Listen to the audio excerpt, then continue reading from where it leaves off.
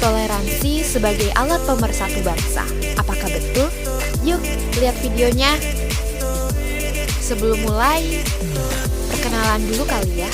Hai, nama saya Alia. Saya ingin menjelaskan sedikit tentang toleransi sebagai alat pemersatu bangsa.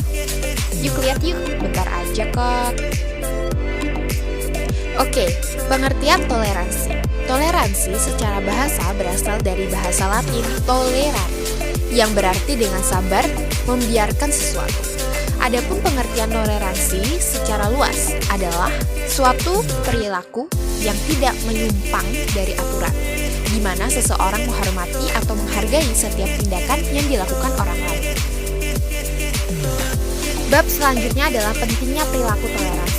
Toleransi sangat penting dalam kehidupan manusia, baik dalam berkata-kata maupun dalam tingkah laku. Toleransi juga merupakan awal dari sikap menerima bahwa perbedaan bukanlah suatu hal yang salah. Justru perbedaan harus dihargai dan dimengerti sebagai kekayaan. Misalnya, perbedaan ras, suku, agama, adat istiadat, cara pandang, perilaku, dan pendapat.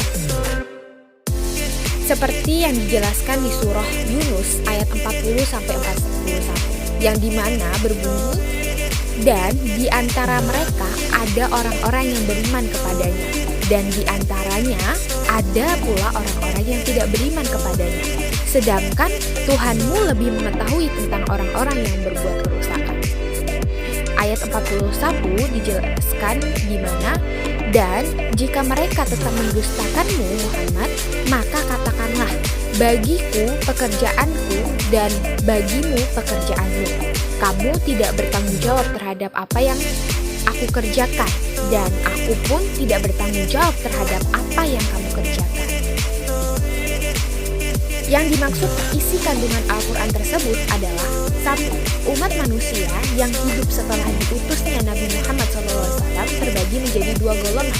Ada umat yang beriman terhadap kebenaran kerasulan dan kitab suci yang disampaikannya, dan ada pula golongan orang yang mendustakan kerasulan Nabi Muhammad SAW dan tidak beriman kepada Al-Quran. Yang kedua, Allah Subhanahu wa Ta'ala Maha mengetahui sikap dan perilaku orang-orang beriman yang selama hidup di dunia senantiasa bertakwa kepadanya. Begitu juga orang kafir yang tidak beriman kepadanya. Yang ketiga, orang beriman harus tegas dan berpendirian teguh atas keyakinannya. Ia tegar meskipun hidup di tengah-tengah orang yang berbeda keyakinan dengan dirinya.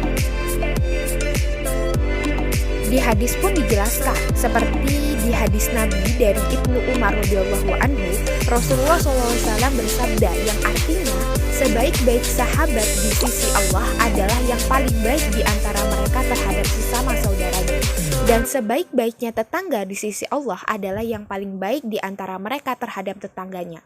Hadis riwayat At-Tirmizi. Oke, selanjutnya adalah manfaat toleransi. Pasti banyak banget dong yang bertanya, apa sih manfaat dari toleransi itu? Nah, manfaat dari toleransi seperti menguatkan tali persaudaraan, menciptakan keharmonisan dan kedamaian, menumbuhkan dan menguatkan rasa nasionalisme, melancarkan pembangunan negara, menghindari pepecahan, perilaku toleransi dalam keseharian, saling menghargai adanya perbedaan keyakinan, saling menghargai adanya perbedaan pendapat, belajar empati, yaitu merasakan apa yang dirasakan oleh orang lain. Lalu bantulah orang tersebut yang sedang membutuhkan. Yang terakhir adalah mudah memaafkan kesalahan orang lain. Nah, bab selanjutnya adalah menghindarkan diri dari perilaku tindak kekerasan. Definisi tindak kekerasan adalah sebuah tindakan fisik maupun psikologik yang dilakukan seseorang atau kelompok orang, baik dilakukan secara sengaja maupun tidak sengaja, langsung atau tidak langsung, dan personal maupun struktural. Manfaat menghindarkan diri dari perilaku tidak kekerasan, ada banyak manfaat yang dapat didapatkan dari menghindari kekerasan. Di antaranya, mendapatkan kemuliaan dan ridho Allah Subhanahu wa Ta'ala, dijauhkan dari permusuhan dan konflik antar sesama manusia, hati menjadi lebih tenang dan hidup menjadi lebih tentram. Yang terakhir, dijauhkan dari sifat iri, dengki, dan juga dendam terhadap orang lain. Nah, ini adalah dalil mengenai pentingnya menghindari diri dari perilaku tindak kekerasan. Contohnya ada di Quran surah Al-Maidah ayat 32, yang dimana Allah berfirman, yang artinya, oleh karena itu kami tetapkan sesuatu hukum bagi Bani Israel bahwa barang siapa yang membunuh seseorang bukan karena orang itu membunuh orang lain atau bukan karena berbuatan kerusakan di bumi, maka seakan-akan dia telah membunuh semua manusia. Barang siapa memelihara kehidupan seorang manusia, sesungguhnya rasul-rasul kami telah datang kepada mereka dengan membawa keterangan yang jelas. Tetapi kemudian banyak di antara mereka setelah itu melampaui batas di bumi. Berikut adalah isi kandungan dari ayat tersebut, yaitu nilai suatu pekerjaan berkaitan dengan tujuan mereka. Pembunuhan seorang manusia dengan maksud jahat merupakan pemusnahan sebuah masyarakat, tetapi keputusan pengadilan untuk melakukan eksekusi terhadap seorang pembunuh dalam rangka kisos merupakan sumber kehidupan masyarakat.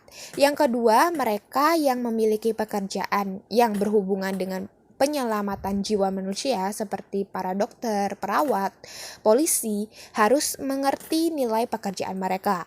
Menyembuhkan atau menyelamatkan orang yang sakit dari kematian bagaikan menyelamatkan sebuah masyarakat dari kehancuran. Nah, sekian dari saya. Terima kasih sudah mau menyaksikan sampai akhir. Semoga apa yang saya sampaikan mudah dipahami ya.